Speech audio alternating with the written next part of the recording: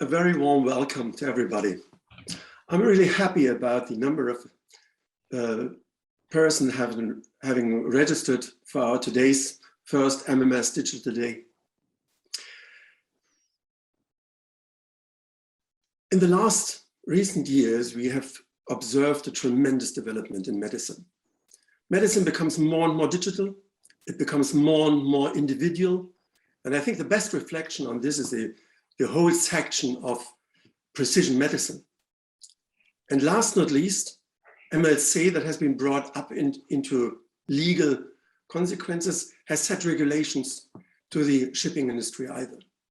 And the second chain is indeed that the current pandemic has risen up very much the awareness against health issues and medical care in several areas of life and industries, but especially as we are talking today about in the shipping industry. Referring to that, we have created this MMS Digital Day with 3 hopefully sharp and crispy sessions for you to provide you an overview of what we as MMS perceive and consider the state of the art, the vision, and especially in the second session, the different perspectives on medical care at sea. Let me ask you to whatever question you might have, please put it in the Q&A or for the German ones in the F&A section. We will record them all and we will answer each of your questions in the Q&A session, which will be the third one in the late afternoon. That's my first introduction. I'm really proud that the first session will be handled by our fabulous MMS team. And that's why I will hand over to Sascha Burggraf, who will be the facilitator of the first session. I hope you get some input. I hope you enjoy it. And therefore, I pull myself back and hand over again to our fabulous team. Thanks a lot. Very welcome again from the Far East to the Far West. I hope you have an enjoyable day in all our 3 sessions. Sascha, that's your turn. Yeah, thank you very much, Jens. Dear audience, also from my side, a very welcome to the MMS Digital Day 2021. My name is Sascha Burggraf. I'm the Senior Manager of Marine Medical Solutions. And within the next 30 minutes, we will talk about state-of-the-art medicine at sea. Please let me also introduce my guests for our first session today. It's Ms. Ramona Hereford, our advising manager, also part of the MMS team. Ramona, please be so kind and give a short introduction. Thank you, Sascha. I'm very pleased to be here, so thank you for the invitation. Originally, I'm a nurse and with a lot of, at least some years experience in the in working on board as a nurse on cruise ships. And after that, I've been working for more than 10 years in the shoreside-based cruise ship industry for the managing all the issues about the medical department.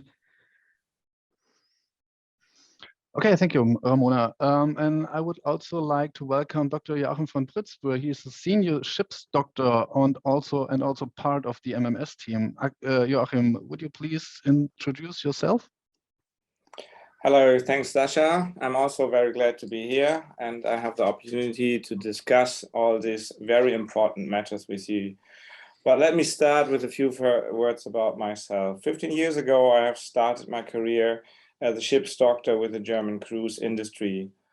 Besides my normal terms working as a ship's doctor on board, I was also able to participate in the new building teams, developing and designing hospital layouts and discussing the medical equipment, starting in 2008 in Papenburg and later in Nagasaki, Japan, to build the new class ships.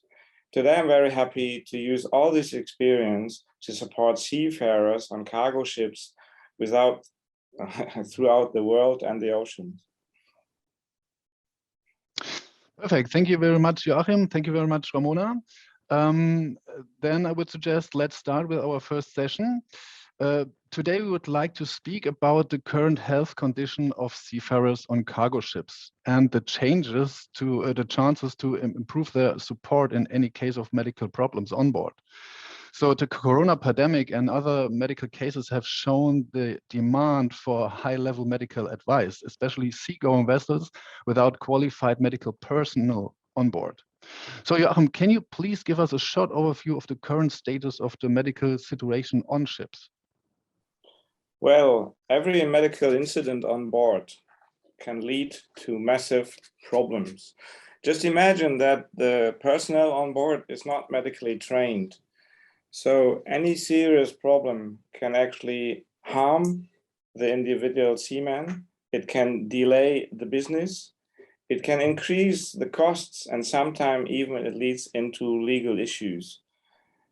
In the absence of a qualified medical personnel on board, either the captain or the second officer will act as a designated medical officer in charge. Decisions on board will be made by personal experience. They all have an advanced medical first aid course. They may have some literature on board to help them, like a medical guidebook. They will have some small equipment. It's called the medical chest. It is a preset box of medications, equipments like oxygen, and they have small infrastructures on board to cope with any possible medical problem on board. So they do need advice.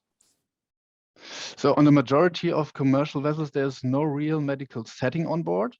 Ramona, what kind of equipment do they have? Yeah, correct, Sasha. On commercial ships, the medical equipment and all the medication on board is combined in the so-called medical chest, which is normally stored in a designated cabinet. This is influenced by, or the content is influenced by flag state requirements and the suggestion of the WHO. And the content varies from ship to ship. So shipping companies set up their own medical chest normally. And this is one of the obstacles for a good and qualified shoreside medical advice. You have to know what kind of treatment you may start or not due to the simple availability of the medicine needed.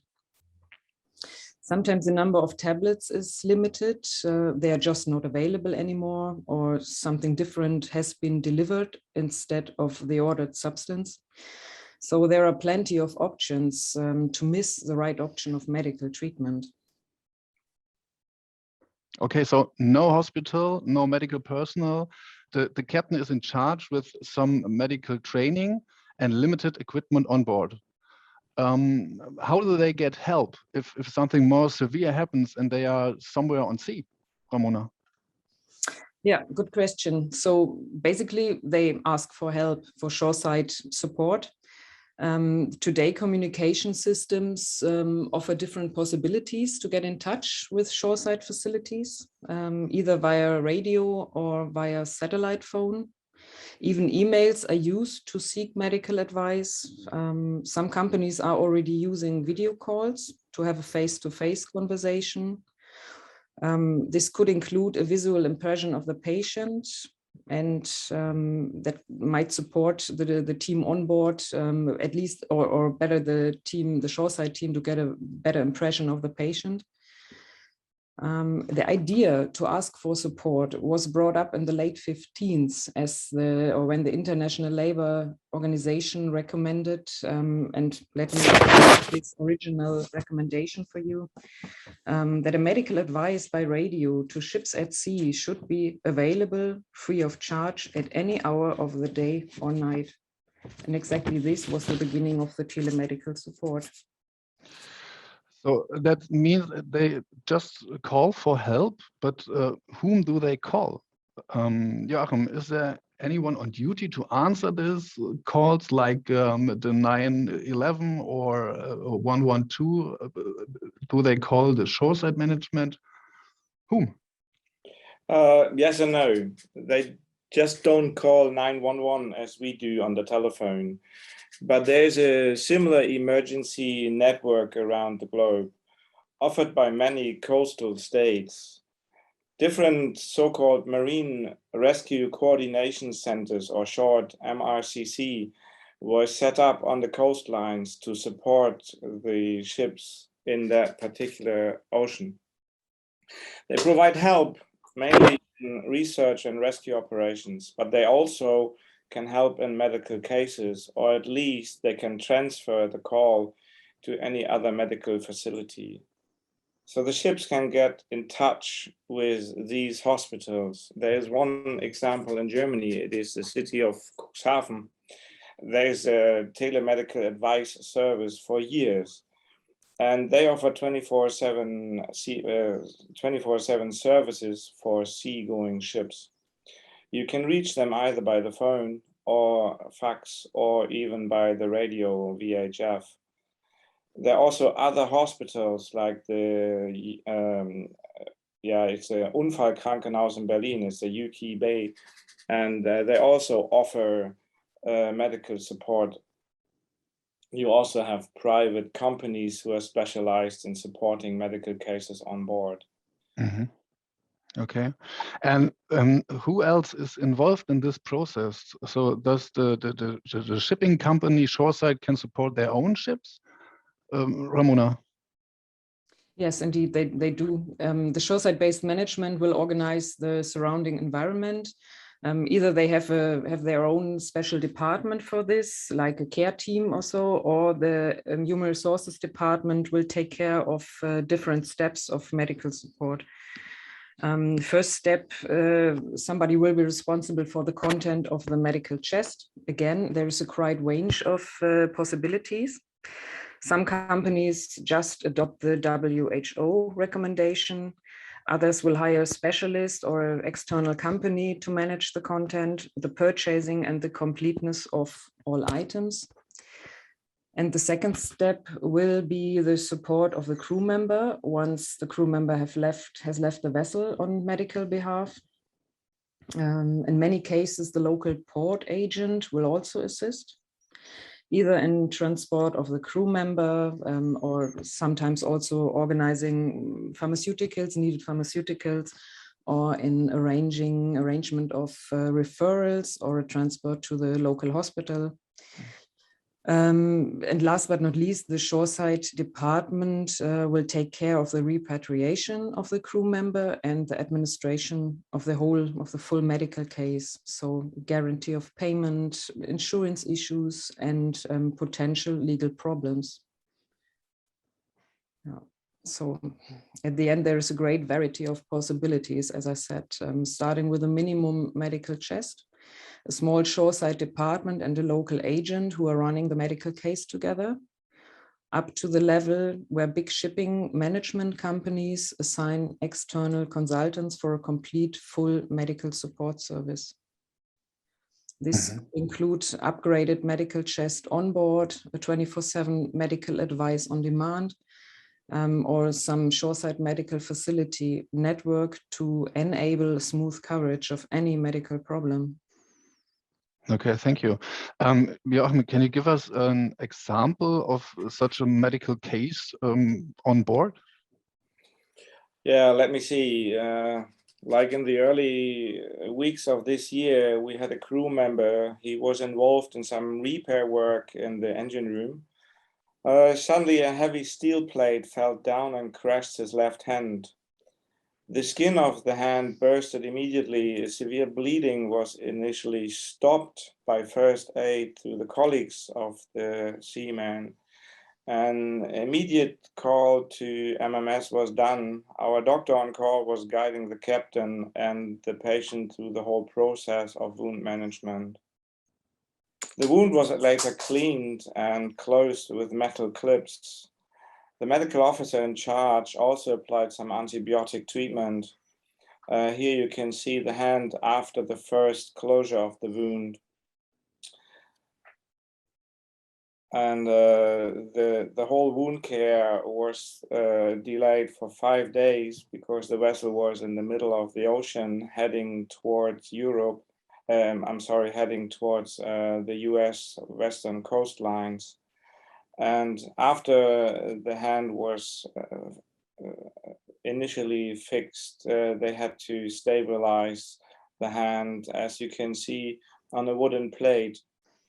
But the team was very, very good. So just as I said, the vessel was heading towards the western coastline of the US and had 14 more days to cover. So they decided to reroute the vessel towards Hawaii, which was the first land they could reach. After 5 days, a helicopter evacuation was planned and the crew member was brought into medical facility in Hawaii. I guess the whole situation was very, very good. The treatment of the patient was very well done by the captain and the other officers.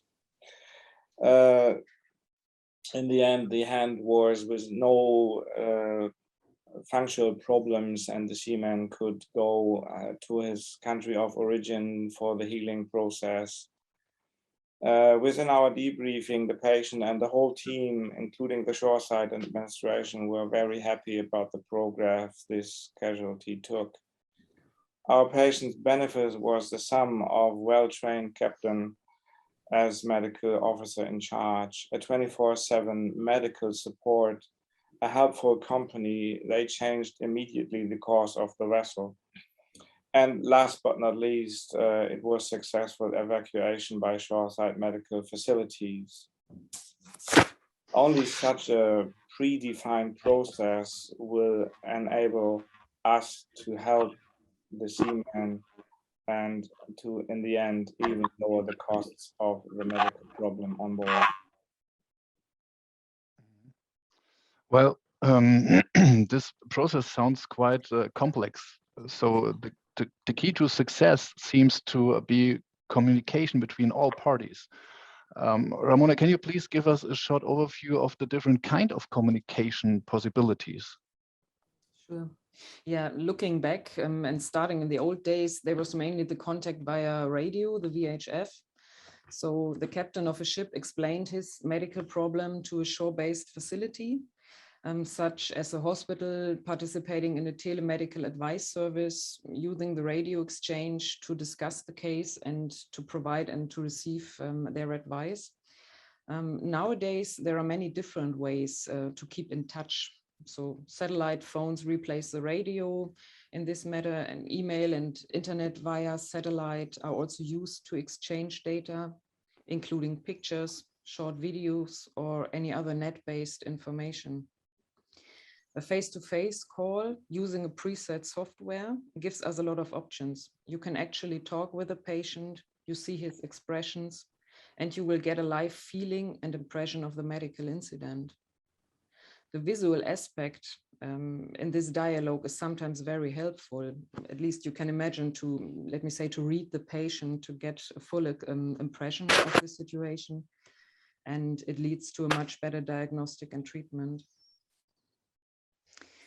But this is not established yet on all cargo ships. A broadband internet connection is essential for this. And this is not available, of course, on every ship worldwide. Most ships will start their medical request either by phone, reaching an emergency hotline in urgent cases, or by email writing to a preset mail address. And the response time will also be preset. So for example, less to 6 or below 6 to 8 hours. The whole case will be managed in a multi-answer question or question-answer dialogue, also with the possibility to include pictures and small video sequences. Both participating parties should use a preset algorithm. So you should know how it should always be the same, how to contact, who to contact, you know, this normally this standardized question routine when you have an urgent call or an emergency call shoreside as well. Yeah, one other option is a complex software. So combining the documentation of all medical cases and giving the option to directly contact the medical advisor by call or mail out of the system. This would be another option today. Mm-hmm. So this sounds very interesting. Let's look a little bit deeper into the IT side. What should a vessel provide on board, Ramona? Of course, the best case would be If they are equipped with a broadband internet connection or via satellite, that would be the best solution. Or, as I said, you have a preset system. At least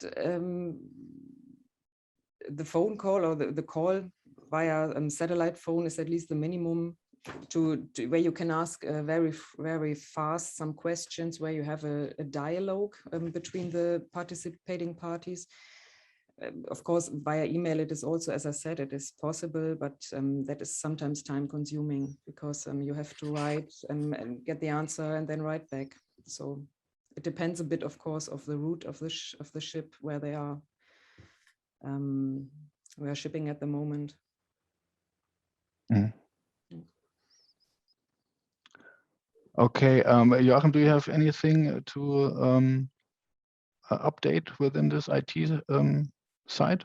Yeah, I guess the key of this efficient medical advice is a stable internet connection. A video call should be the center of the case. If the connection is weak, the call might get interrupted. Some information might be lost. But it is also important to have a possibility to open some video sequences or little web-based lectures we can send over to the ship, how to put in a cannula or how to stabilize a broken bone. And I guess this gives us the possibilities to really support the team on board.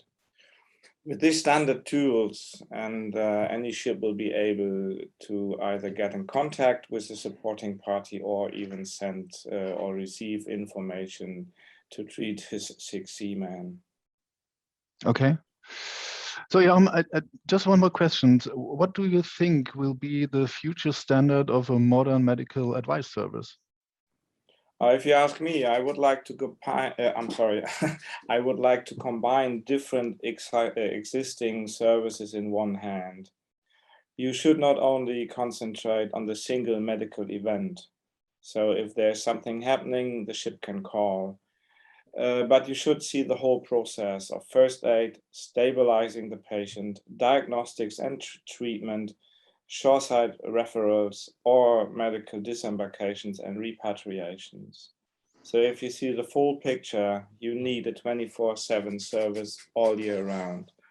A direct emergency contact number via a regular telephone network. So even if the ship is somewhere offline, they can still use the telephone line via satellite. Using a video call as the base for a responding contact. An experienced medical advisor, preferable a former ship's doctor, should answer the calls. Fluent in English, broad knowledge of the ship's environment, the relevant medical chest, and the equipment on board. If the person who is giving the advice has no idea what's on board or how a ship works, it is very hard to get into the eyes of the captain. Understanding a teaching of a non-medical person to do medical tasks is, I guess, the worst part of it. If you're not used to put a needle into somebody's arm, they will really have problems with that. Clear and easy documentation of the whole medical case is very important, especially if there's some legal problem coming ahead. Mm. This would be the standard of any modern medical advice. But we would like to combine even more with our service. The medical chest management, preferable with some individual upgrades. So you see the ship and you discuss with the shipping company what kind of equipment we can have plus on board. So that makes us more easy to give advice if we have more information. A software-based documentation of all medical cases is important, including a network of relevant information, plus integrated reporting systems. Supporting the crew is the main thing, either for shoreside referrals or for temporary admission to shoreside hospitals. Teaching concepts is the next point. We would like to educate the people on board to have more medical information. Finally, some counseling for the shoreside management in the companies in case of legal issues. If you would like to have a look into the future technology, please revert again to Ramona once more to give us a bit what's up on the horizon about medical techniques on board of cargo ships. Yeah, okay, perfect. So Ramona, what does the future can offer us? Aki, could you support me in this? Because Oh, not a problem, not a problem. thank you. We were discussing these little digits with how do you say it the other way around? The widgets you can get on the market. For example, you have a 12-lead ECG just to put on your chest. It will just give the information into the system, and the system is transmitting it into the medical support systems. You can have little sensors. You can start with the oxygen saturation sensor you put just on the finger. You have the reading of temperature, of other medical numbers. You can also have little cameras. They look into your ears, they can look into your nose and your throat to have an idea what's inside of the patient. But that's like the future of digital devices on board. It depends on the shipping management companies, how much they want to actually give us to see what's on board. Okay, guys, thank you very much, Ramona. Thank you very much, Joachim, for your inside view of the telemedical support for crew members. So, and dear listeners, thank you very much for your presence. We hope we draw some interest into this important topic.